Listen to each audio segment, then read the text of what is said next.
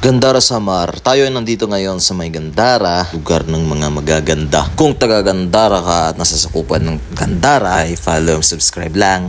Shoutout sa mga taga Gandara, sa mga nakakapanood nito, mga taga Gandara. At kung taga dyan man kayo, nasasakupan ng Gandara, please follow and subscribe. At pag ikaw naman ay dumiretso dyan, papunta na yan sa proper ng Gandara. Pag lumiko ka ng left, right pala, ay papunta yan sa diversion, papuntang San Jorge at papuntang Catbalogan. At napakahirap mag voiceover, nawawalan tayo ng idea na paano magsalita, paano yung sasabihin at nabubulol.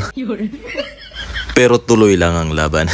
At ngayon nagpapatuloy ang ating paglalakbay dyan sa may diversion ng Gandara. Fast forward ako ay dyan na palabas na ako ng diversion ng Gandara. At nakahanap na ako ng spot para mapalipad ang drone. At dito ako banda pepesto para magpalipad ng drone. Tingin-tingin muna para sa pagliko ay wala tayong